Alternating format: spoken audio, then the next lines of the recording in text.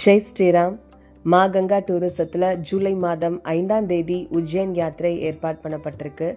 பொதுவாக நம்மளோட யாத்திரிகள் எந்த இடத்துல இருந்து அவங்களுக்கு புறப்பாடு வேணும்னு நினைக்கிறாங்களோ அங்கேருந்தே புறப்பாடு ஏற்பாடு பண்ணி தருவோம். பொதுவாக திருச்சி, மதுரை, சென்னை அப்படின்னு 3 இடங்கள்ல இருந்துமே புறப்பாடு இருக்கும். இந்த தடவை எல்லா யாத்திரிகளுமே சென்னைக்கு வர சொல்லியாச்சு. சென்னையிலேருந்து தான் நம்ம நாளைக்கு இந்தூருக்கு போக இருக்கிறோம். எதனால் அப்படின்னா இங்கேருந்து மட்டும்தான் ஓரளவுக்கு நமக்கு டைம் மேனேஜ் பண்ணி போகிற மாதிரி இருக்குது. அதனால் சென்னைக்கு வர வச்சாச்சு எல்லா கெஸ்ட்டையுமே. நாளைக்கு காலையில் 5 மணிக்கு எல்லா யாத்திரிகளையும் சந்தித்து சென்னையிலேருந்து உஜ்ஜைனுக்கு கிளம்ப இருக்கிறோம். இப்போ தான் நம்ம ஃப்ரீக்வெண்ட்டாக ஃப்ளைட்டில் ட்ராவல் பண்ணுறோம். பொதுவாக எந்த யாத்திரை போகிற மாதிரி இருந்தாலும் திருச்சி இல்லைனா மதுரையிலேருந்து வயா சென்னையில் இருந்து போகிற மாதிரி கனெக்டிங் ஃப்ளைட் எடுத்து தான் ட்ராவல் பண்ணிகிட்ருக்கோம். எப்பயாவது இந்த மாதிரி வால்வோ பஸ்ஸில் ட்ராவல் பண்ணிட்டு வர்றது அப்படிங்கிறது மனசுக்கு அத்தனை ஆனந்தம். எத்தனையோ தடவை சென்னை வந்துக்கிட்டே தான் இருக்கும். தொடர்ந்து நம்ம யாத்திரைகள் பண்ணும்போதெல்லாம் சென்னை வந்துட்டு தான் இருக்கும். ஆனால் இந்த மாதிரி வால்வோ பஸ்ஸில் ட்ராவல் பண்ணி தனியாக ட்ராவல் பண்ணி சென்னைக்கு வர்றது அப்படிங்கிறது ரொம்ப மனசுக்கு அவ்வளோ ஒரு இதமான ஒரு விஷயம். அத்தனை நினைவுகளை அசை போட்டுக்கிட்டே ட்ராவல் பண்ணுறோம். முன்னாடிலாம் நம்ம சென்னை வரணும் அப்படின்னா இந்த மாதிரி வால்வோ பஸ்ஸு, ட்ரெயின் இதில் தான் ட்ராவல் பண்ணி சென்னை வருவோம்.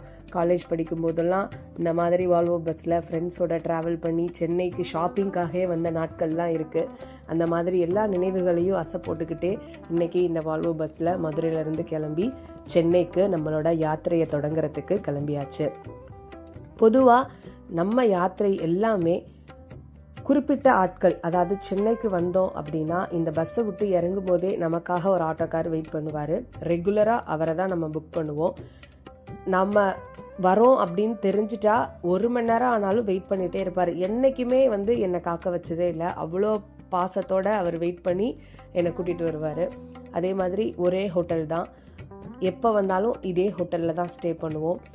காஷிக்கு போனாலுமே எப்பயுமே ஒரே டிரைவர் தான், ஒரே கேப் தான், ஒரே ஹோட்டல் தான், ஒரே போட் தான். எதனால் அப்படின்னா அவங்க நம்ம ரெகுலராக ஒருத்தவங்க கிட்ட நம்ம பிஸ்னஸ் பண்ணும்போது தான் நம்மளோட ஐடியாஸ் என்ன அப்படிங்கிறது அவங்களுக்கு தெரியும். கரெக்டாக நம்ம எங்கே நிப்பாட்டுவோம், நம்ம எந்த டைமில் எங்கே ரீச் பண்ணணும் அப்படிங்கிறதெல்லாம் அவங்களுக்கு தான் தெரியும். தேவையில்லாத கன்ஃபியூஷன்ஸ்லேருந்து நம்ம வெளியில் வரணும் அப்படின்னா இந்த மாதிரி விஷயங்கள் தான். அது மட்டும் இல்லாமல் இந்த மாதிரி தொடர்ந்து ஒருத்தவங்களோடைய ட்ராவல் பண்ணும்போது அந்த பாண்டிங்கே ஒரு இணை புரியாத ஒரு பாண்டிங்காக இருக்கும். இந்த தருணத்தில் என் கூட எப்பயுமே இருக்கிறது, எல்லா யாத்திரைகள்லையும் என் கூட இருக்கிறது இந்த ட்ராலி தான்.